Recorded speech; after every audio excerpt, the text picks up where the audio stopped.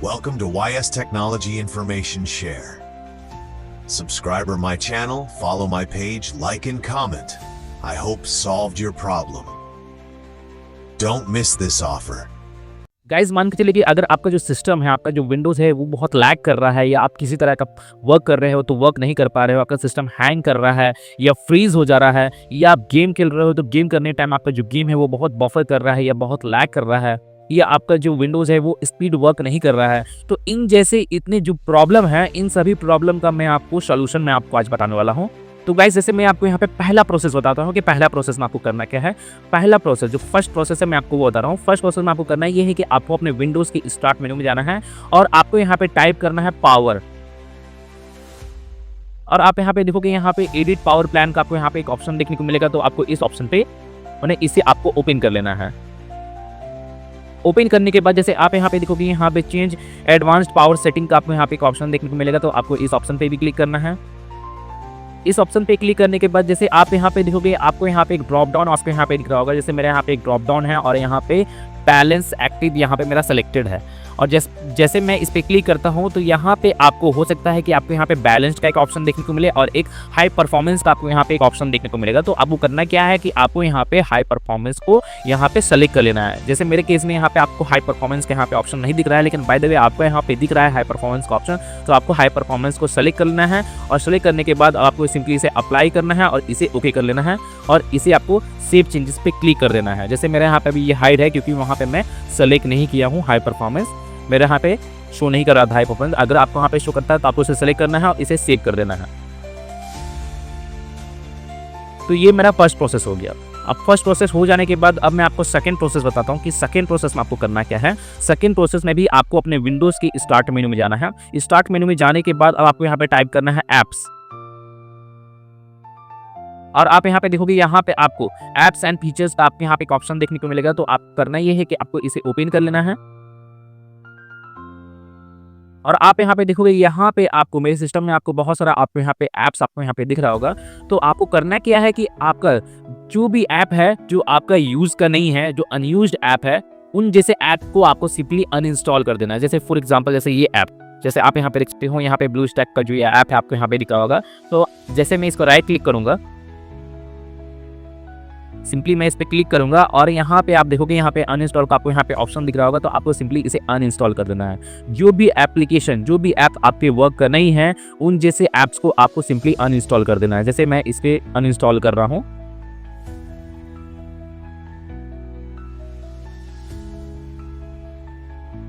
तो यहाँ पे मेरा ये ऐप, जैसे आप यहाँ पे देखोगे यहाँ पे ये ऐप मेरा अनइंस्टॉल हो चुका है।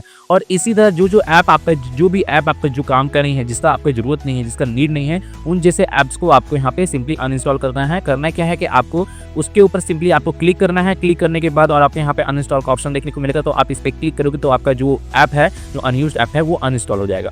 तो इसी तरह करके आपको सभी मैंने जो ऐप आपके काम कर रहे हैं उन सभी ऐप को आपको अनइंस्टॉल कर लेना है। और अनइंस्टॉल कर लेने के बाद अब मैं आपको यहाँ पे थर्ड प्रोसेस बताता हूँ कि थर्ड प्रोसेस में आपको करना क्या है। थर्ड प्रोसेस में करना ये है कि आपको अपने लैपटॉप या आपका सिस्टम है तो आपको अपने सिस्टम के कीबोर्ड में Windows+R बटन को प्रेस करना है और आपके सामने यहाँ पे रन प्रोग्राम आपके सामने ओपन हो जाएगा। अब आपको करना क्या है कि जैसे आप यहाँ पे देखोगे यहाँ पे services.msc का आपको यहाँ पे ऑप्शन दिख रहा होगा। जैसे आप यहाँ पे देख सकते हो services.msc का आपको यहाँ पे ऑप्शन दिख रहा होगा। तो आपको इसे टाइप करना है।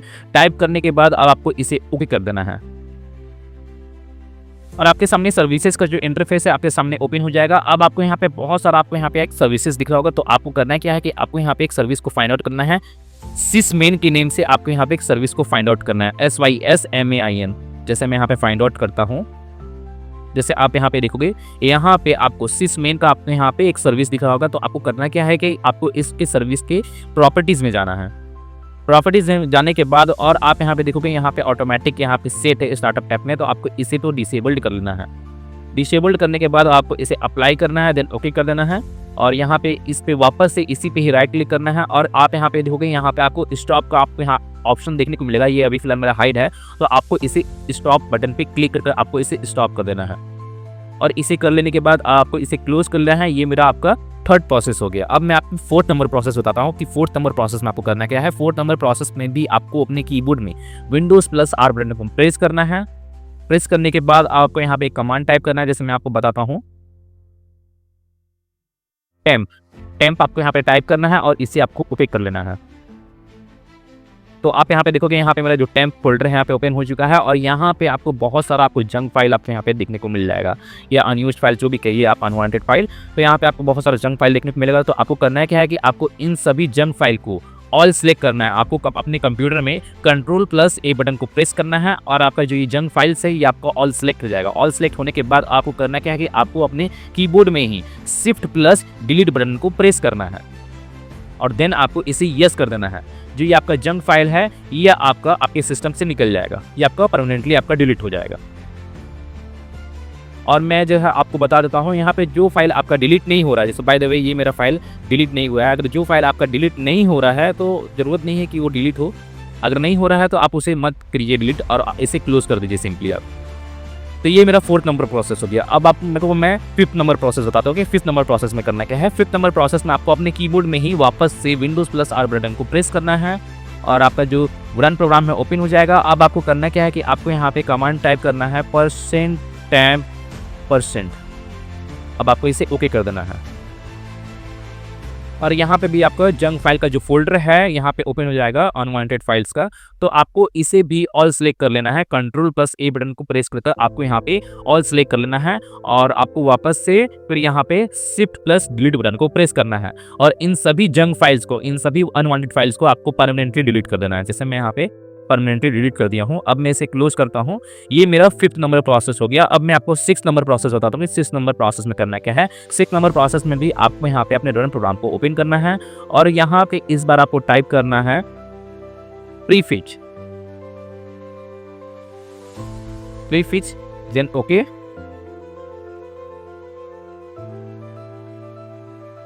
और यहाँ पे भी आपको बहुत सारा जंक फाइल आपको यहाँ पे देखने को मिलेगा। जैसे आप यहाँ पे देख सकते हो यहाँ पे भी मेरा बहुत सारा जंक फाइल है, क्योंकि ये जंक फाइल का होने के कारण भी आपका जो सिस्टम है वो स्लो हो जाता है, बहुत स्लो वर्क करता है।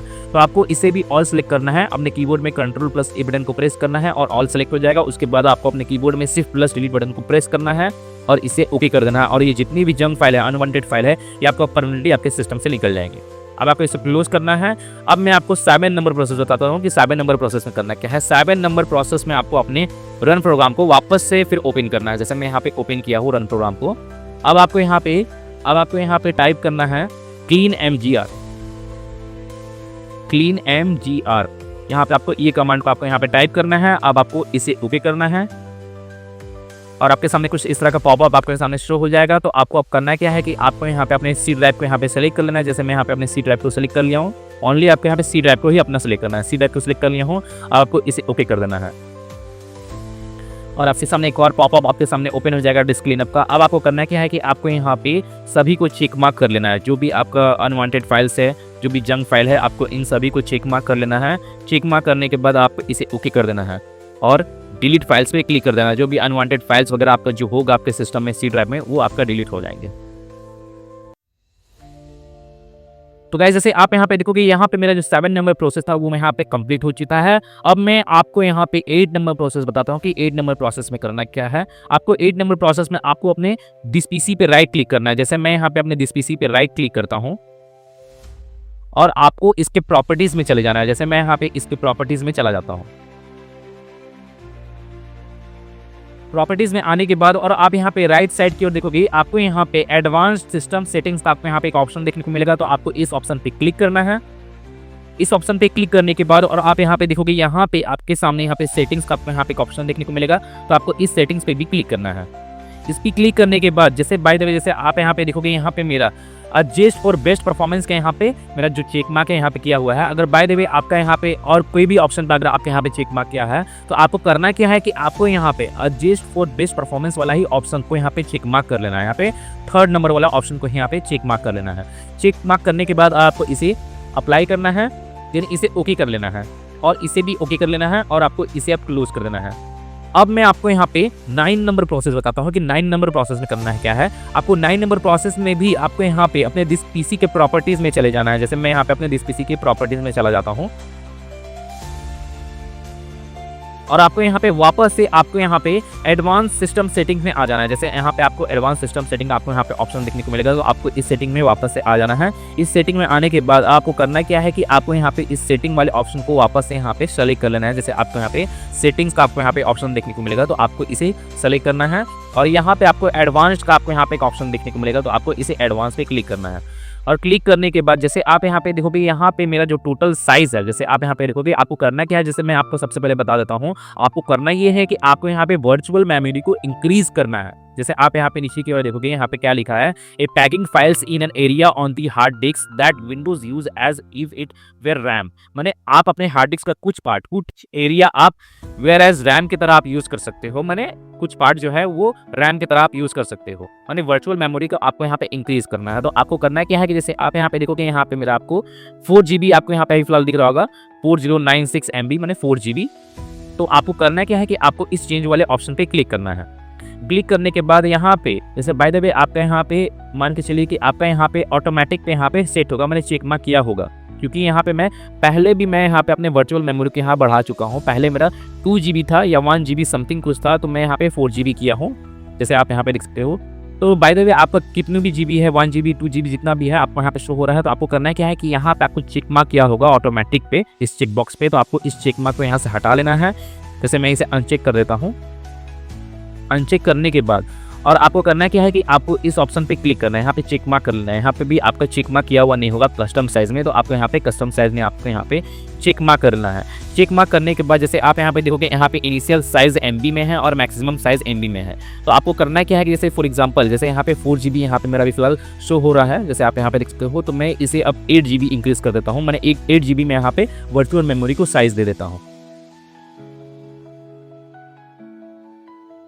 तो आपको करना ये है कि आपको सबसे पहले तो अपने स्टार्ट में जाकर आपको अपने कैलकुलेटर को ओपन कर लेना है। जैसे मैं यहाँ पे अपने कैलकुलेटर को ओपन कर लेता हूँ।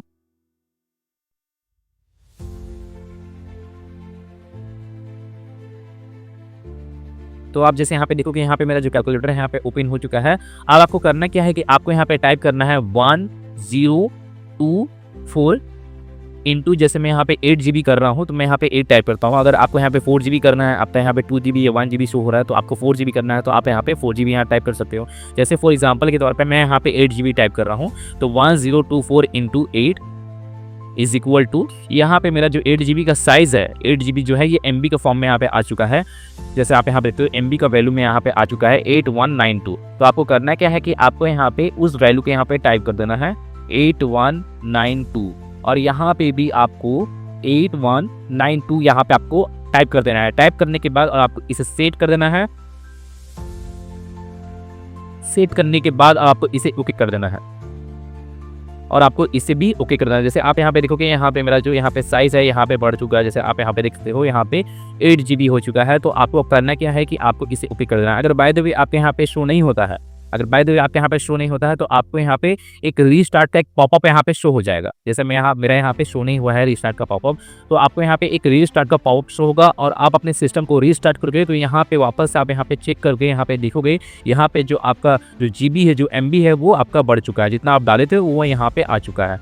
तो यहाँ पे मेरे केस में यहाँ पे रीस्टार्ट का ऑप्शन नहीं मांगा है और आपको करना क्या है कि आपको इसे अब ओके कर देना है और इसे ओके कर देना है। अब मैं इसे क्लोज कर देता हूँ, इसे भी क्लोज कर देता हूँ। ये मेरा 9 नंबर प्रोसेस हो गया। अब मैं आपको यहाँ पे 10 नंबर प्रोसेस बताता हूँ कि 10 नंबर प्रोसेस में करना क्या है। 10 नंबर प्रोसेस में भी आपको अपने कीबोर्ड में Windows+R बटन को प्रेस करना है और आपका जो रन प्रोग्राम है ओपन हो जाएगा। अब आपको करना क्या है कि आपको यहाँ पे भी एक कमांड टाइप करना है msconfig। जैसे आप यहाँ पे देखोगे, ये कमांड आपको यहाँ पे टाइप करना है msconfig। अब आपको करना क्या है कि आपको अब इसे ओके कर देना है और आपके सामने सिस्टम कॉन्फ़िगरेशन से रिलेटेड कुछ इस तरह का आपके सामने एक पॉपअप शो हो जाएगा, मैंने इंटरफेस शो हो जाएगा। अब आपको करना क्या है कि जैसे आप यहाँ पे देखोगे, यहाँ पे बूट का आपको यहाँ पे एक ऑप्शन देखने को मिलेगा, तो आपको इस बूट वाले ऑप्शन में चले जाना है।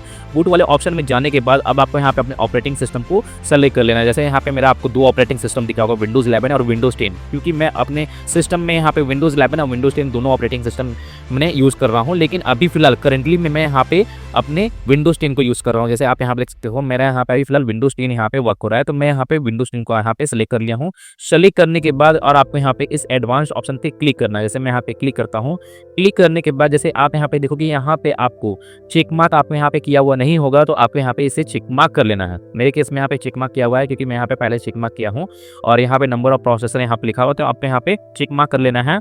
और यहाँ पे मेरा जो है नंबर ऑफ प्रोसेसर यहाँ पे 4 सेलेक्टेड है, क्योंकि मैं यहाँ पे पहले से 4 सेलेक्ट करके रखा था।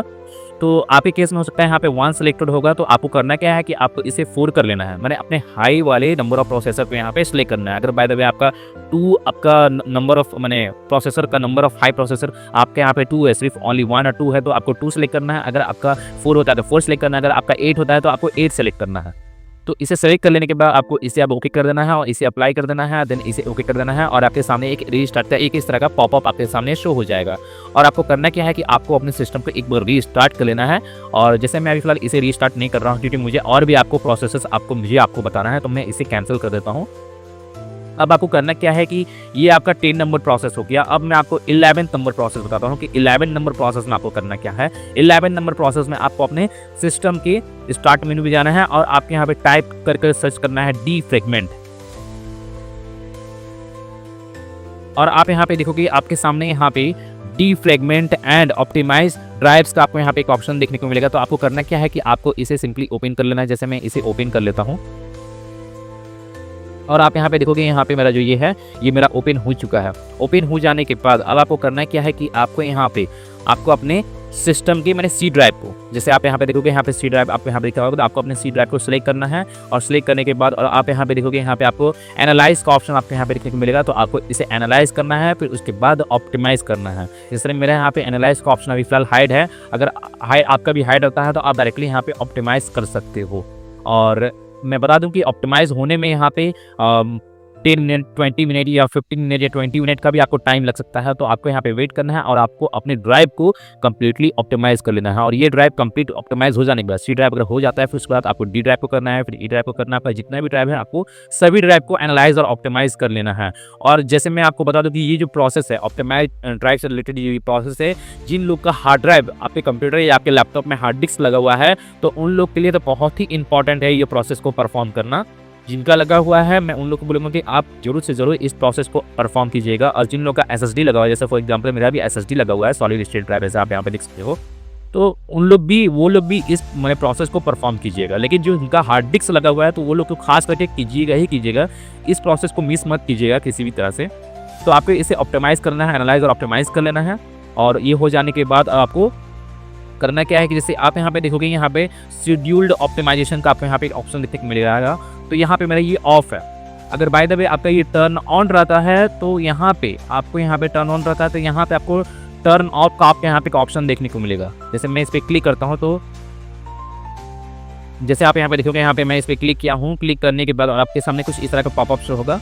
तो आपको करना क्या है कि यहाँ पे आपका चेक मार्क किया हुआ होगा, जैसे आप यहाँ पे देखोगे, यहाँ पे चेक बॉक्स में चेक मार्क किया होगा, तो आपको इसे अनचेक कर लेना है। इसे अनचेक कर लेने के बाद और आपको इसे ओके कर देना है और आपका जो ये ऑप्शन है, ये ऑप्शन आपका टर्न ऑफ हो जाएगा। तो आपको इसे खास करके ध्यान रखना है कि ये आपका टर्न ऑफ होना चाहिए, क्योंकि मैं यहाँ पे पहले से इसे टर्न ऑफ करके रखा हूँ। तो इसे आप टर्न ऑफ कर लीजिएगा। और यहाँ पे जो भी ड्राइव है, आप यहाँ पे सभी को ऑप्टिमाइज जरूर करिएगा। यहाँ पे ये जो प्रोसेस मैं बता रहा हूँ, ये प्रोसेस को 1 वीक में एटलीस्ट 1 बार तो जरूर कीजिएगा। आप जितना ज़्यादा कीजिएगा 1 वीक में 2 से 3 बार, उतना ज़्यादा आपके लिए अच्छा रहेगा। लेकिन मैं आपको बोलूँगा कम से कम आप 1 वीक में 1 बार जरूर कीजिएगा ये प्रोसेस को। अब आपको मैं इसे क्लोज कर देता हूँ। ये मेरा हो गया 11 नंबर प्रोसेस। अब मैं आपको 12 नंबर प्रोसेस बताता हूँ कि 12 नंबर प्रोसेस में करना क्या है। 12 नंबर प्रोसेस में करना ये है कि आपको अपने स्टार्ट में जाना है और आपको यहाँ पे सेटिंग का ऑप्शन देखने को मिलेगा। तो आपको अपने सेटिंग्स में चले जाना है। सेटिंग में आने के बाद और आप यहाँ पे देखोगे, यहाँ पे अपडेट एंड सिक्योरिटी का ऑप्शन देखने को मिलेगा। तो आपको इस ऑप्शन में चले जाना है। इस ऑप्शन में आने के बाद और आप यहाँ पे लेफ्ट साइड की ओर देखोगे, आपको यहाँ पे विंडोज सिक्योरिटी का ऑप्शन देखने को मिलेगा। तो आपको इस विंडोज सिक्योरिटी वाले ऑप्शन पे क्लिक करना है। क्लिक करने के बाद और आप यहाँ पे देखोगे, यहाँ पे ओपन विंडोज सिक्योरिटी का आपको यहाँ पे एक ऑप्शन देखने को मिलेगा। तो आपको इस ऑप्शन पे क्लिक करना है और आप यहाँ पे देखोगे, यहाँ पे मेरा जो विंडोज सिक्योरिटी है, ये मेरा यहाँ पे मैंने ओपन हो चुका है। और अभी फिलहाल ये मेरा टर्न ऑफ है। जैसे मैं इसे टर्न ऑन कर देता हूँ, जैसे मैं इसे टर्न ऑन कर दिया हूँ। अब आपको करना क्या है कि आपको अब इस ऑप्शन में वायरस एंड थ्रेट प्रोटेक्शन वाले ऑप्शन में जाना है और यहाँ पे आने के बाद और आप यहाँ पे देखोगे यहाँ पे स्कैन का ऑप्शन देखने को मिलेगा। तो आपको इस स्कैन वाले ऑप्शन पे क्लिक करना है और यहाँ पे आपको बहुत सारा स्कैन का ऑप्शन देखने को मिल जाएगा, क्विक स्कैन, फुल स्कैन। तो आपको इनमें से किसी भी स्कैन को आपके यहाँ पर सिलेक्ट करना है। जितने फुल स्कैन बॉक्स सिलेक्ट करोगे तो ज़्यादा बेहतर रहेगा, क्योंकि यहाँ पे फुल स्कैन करोगे तो आपका सिस्टम पूरा कंप्लीटली फुल स्कैन होगा। सिस्टम में जितने भी वायरसेस होंगे, जितने भी फॉर्मवेयर होंगे, ट्रोजन होंगे, वो आपका स्कैन हो जाएंगे, रिमूव होंगे। तो ये जो विंडोज सिक्योरिटी है ये माइक्रोसॉफ्ट का ऑफिशियल एंटीवायरस एक तरह समझिए, ऑफिशियल एंटीवायरस है माइक्रोसॉफ्ट का जो फ्रीली प्रोवाइड हुआ है। तो आप इस एंटीवायरस को ज़्यादा से ज़्यादा यूज़ कीजिएगा। एटलीस्ट कम से कम 1 वीक में आप एटलीस्ट 1 बार जरूर अपने सिस्टम को फुल स्कैन जरूर कीजिएगा।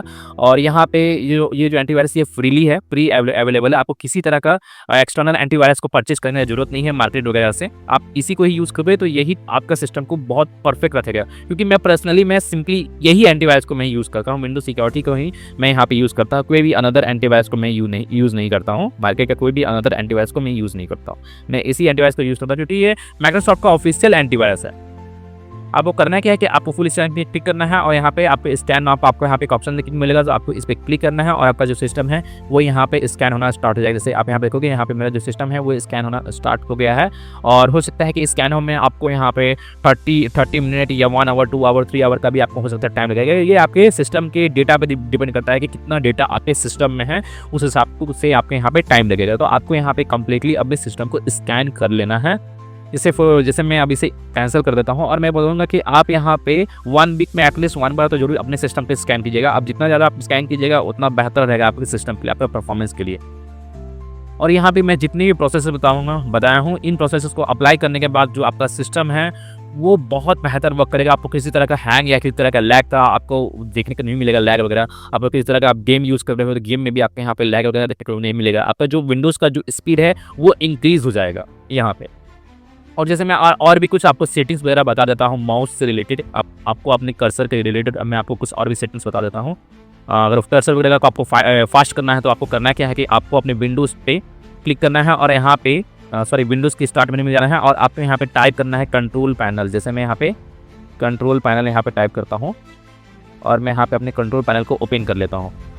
और आप यहाँ पे देखोगे यहाँ पे मेरा जो कंट्रोल पैनल है आप कंप्लीटली ओपन हो चुका है। अगर बाय द वे आपके सामने कंट्रोल पैनल का कुछ इस तरह का इंटरफेस शो होता है तो आप यहाँ पे देखोगे यहाँ पे व्यू बाय कैटेगरी का यहाँ पे ऑप्शन सिलेक्टेड है। तो आपको इसे लार्ज आइकन्स कर लेना है। लार्ज आइकन्स कर लेने के बाद और आप यहाँ पे देखोगे यहाँ पे माउस का ऑप्शन देखने को मिलेगा। तो आपके यहाँ पे माउस वाले ऑप्शन पे क्लिक करना है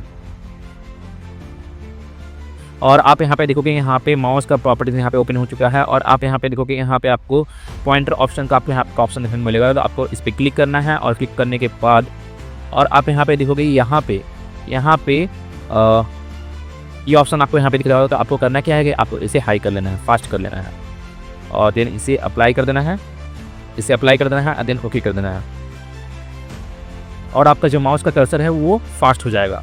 और आपका माउस से रिलेटेड या आपके टच पैड से रिलेटेड किसी तरह का कोई प्रॉब्लम होता है तो आप उस प्रॉब्लम को भी सॉल्व कर सकते हो। मैं उसके रिगार्डिंग भी ऑलरेडी वीडियो बनाया हूँ और मैं उस वीडियो का लिंक अपने इस वीडियो की डिस्क्रिप्शन में दे दिया हूँ। तो आप जाकर उस वीडियो को वॉच कर सकते हैं। अगर आपका माउस वगैरह में किसी का प्रॉब्लम वगैरह होता है, तो किसी तरह का कोई प्रॉब्लम होता है माउस में, या लैग करता है आपका माउस, या स्लो वर्क करता है, या डिसअपीयर हो जाता है, तो उसके रिगार्डिंग मैं वीडियो बनाया हूँ और मैं उस वीडियो का लिंक अपने इस वीडियो के डिस्क्रिप्शन में दे दिया हूँ। तो आप वहाँ से जाकर अपने माउस के रिलेटेड जो प्रॉब्लम है उसे सॉल्व कर सकते हैं। और जैसे मैं आपको यहाँ पे क्रोम ब्राउजर, अगर आपका क्रोम ब्राउजर स्लो वर्क करता है तो मैं उसके रिगार्डिंग में मैं आपको यहाँ पे कुछ सेटिंग्स वगैरह बता देता हूँ। जैसे मैं यहाँ पे अपनी क्रोम ब्राउजर को ओपन करता हूँ तो गाइस जैसे आप यहाँ पे देखोगे यहाँ पे मेरा जो क्रोम ब्राउजर है यहाँ पे कंप्लीटली ओपन हो चुका है। और आप यहाँ पे देखोगे यहाँ पे आपको मेन्यू का आपको यहाँ पे आइकन शो हो रहा होगा और 3 डॉट का आपको यहाँ पे आइकन शो हो रहा होगा। तो आपको इस 3 डॉट वाले आइकन पे क्लिक करना है। क्लिक करने के बाद आपको करना क्या है कि आपको अपने क्रोम ब्राउजर के सेटिंग्स में चले जाना है। जैसे मैं यहाँ पे अपने सेटिंग्स में चला जाता हूँ